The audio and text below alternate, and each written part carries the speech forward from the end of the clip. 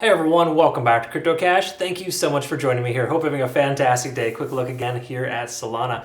We're seeing some pretty good stuff, but also some scary stuff too. We'll talk about both. The deal here is that we are still pretty much stuck within this range here. Once again, 171 is the rough estimate for the high and 163 as that low. Again, it's somewhat of a support channel, so not a big deal, but we can see Solana pulling back pretty hard when Bitcoin was retesting those lows here yesterday. So we'll discuss that and a few other things. If you're new to the channel, welcome aboard. Thank you again so much for joining me here. I hope you can learn as much as you possibly can today. And don't forget to hit the like button, comment below. Absolutely appreciate that. If you want to become a better trader, CryptoCache.tech is a site. Link down below. We got some really nice trades going on here. And just to quickly note too, some awesome stuff here.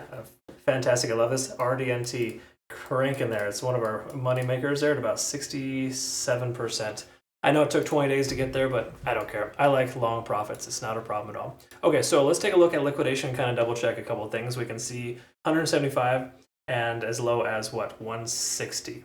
Sorry, 163. What do you know? That's just above and below this range that we're in right now. Okay, so 163 is that lower level liquidation, upper level liquidation, 175. We're trending closer towards 175. It would make sense that would be swept here next.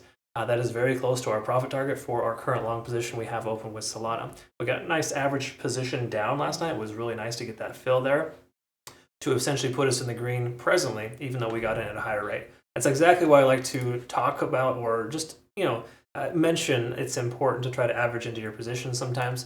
Doing like all in and all out can be very treacherous. While you might get larger gains, you're going to get larger losses too.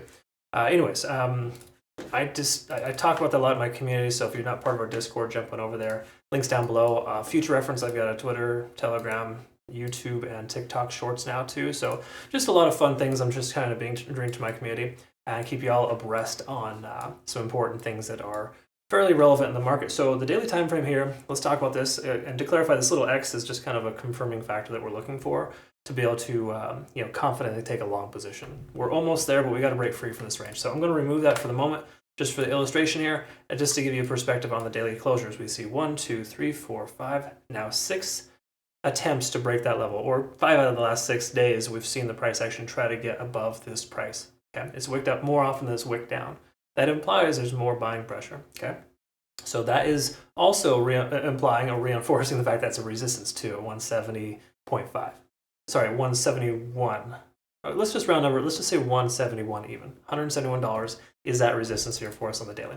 We look at everything else though, mostly complementing factors. While we are diverging in the MACD, which again I don't put a lot of weight into, we can see stochastic swinging way down here, ready to swing back up. And if and when it does, I wouldn't say if it does, when it does, it's inevitable. We will see that likely shift in momentum where the price action breaks through that resistance level and continues higher.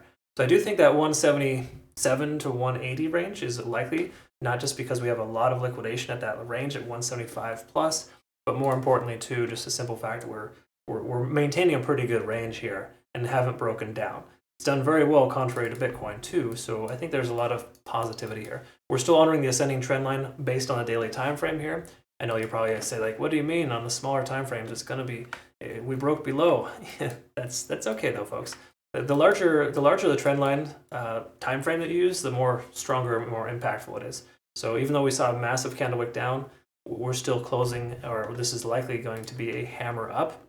And if you're not familiar, hammer is a doji candle that starts with has a large candle wick on the bottom and a very large head. We're getting close to that. Let's just say we close at 171 or higher. It'll be a hammer up. That'll be a very strong sign. So back to the 4-hour time frame, we can see stochastic is swinging up here, giving us that shift in momentum. We can also see MACD is converging once more. So it's a very tentative and short-lived divergence. We're looking pretty strong here again. All in all, looking decent. We just got to get through this range here. Okay, so I'm just going to pull these out to get better perspective on that for later. And then if we take a look at the hourly, we can confirm also with the hourly time frame here that we are retesting the cloud. Now keep in mind, when you're range bound, the cloud can give you some false positives. The key for me when you're trading within the range is to look for the lagging span here. And if this lagging span can be free and clear of the price action, again, it's going to require the price to be above this level here, then we're going to be in pretty solid shape to see a long position become a viable option again. But from a macro perspective, the daily is looking pretty solid.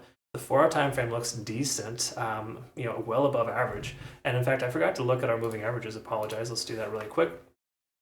This is great news. We're back up over the 20-day SMA.